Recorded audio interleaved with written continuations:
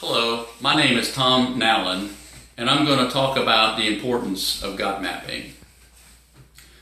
We are told that in polite company one should never speak of two things, religion or politics. But as a student of comparative religion, I often feel compelled to speak about religion and notions of the divine. The Enlightenment told us, and most recently modernity and secularism echoed, that religion and notions of the divine are dying or fading out, but that is certainly not happening anytime soon. In fact, religion and belief in the divine are only getting stronger. When I lived in Japan, I quickly learned Japanese have different ideas about God. This is true around the world. Even in the United States, within Christianity, people have different ideas about the divine, yet people commonly toss about the term God as though there is only one understanding of the term. A God map like this one shows us there are many ideas about God or the divine. That which is divine can be understood as only one or many. When the word God or kami is used in Japan, Japanese wonder which God. In America, when the word God is used, I wonder if everyone's conception of God is the same.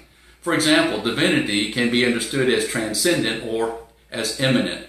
In other words, is the divine totally separate and detached from the material world, or does the divine permeate the world?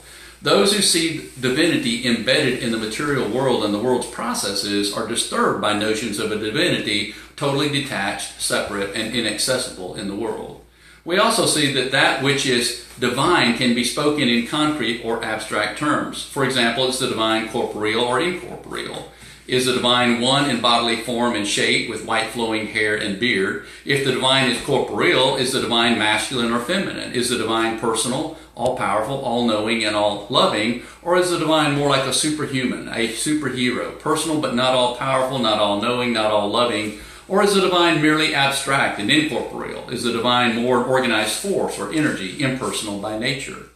As you can see, there are many ideas about God and the divine. However, it is important to remember that mere ideas about God are not God. Ideas about the ground of reality, moreover, are not that reality. They are merely ideas. These various ideas are human constructions, humanity's speculations based upon assumptions. Those assumptions are based upon cultural interpretations and resulting ideas of authority.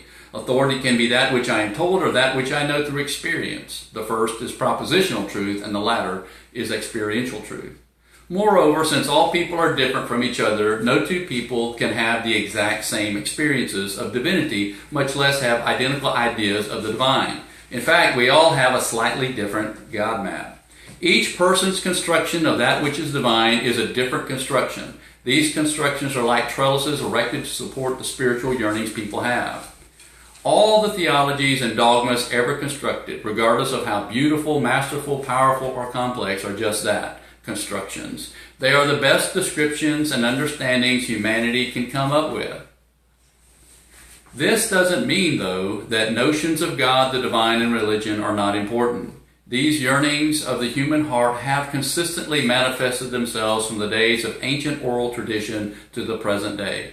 These yearnings cannot and should not be suppressed or ignored. But perhaps we humans should lighten up and see these yearnings for what they are, our personal, experience-based best attempts to understand notions of ultimate reality. If we did lighten up and put notions of the divine and religion in proper perspective, then perhaps the world would be a far more peaceful place for humans to live, or at least notions of the divine and religion would cease to be the premise for any human hostility and violence. Religions often get into trouble when they state that a particular idea about God actually is God. When this happens, asking questions is discouraged and lines of orthodoxy are drawn. Those who then describe a different experience and understanding of the divine become suspect, are labeled heterodox or heretics, and may be persecuted, driven away, or even killed. What if religions stopped making ideas about God into God? What if they simply stopped making statements that the divine is this or that? What if they only spoke in terms of having an idea of God or experience of deity? When we choose to not make our ideas of God into God, we are then left with the ideas themselves. We only have to deal with the ideas themselves and not have to worry about offending the divine or the universe or some other person with different ideas. Destructive beliefs don't hurt the divine, but they sure can hurt us, our society, and our world.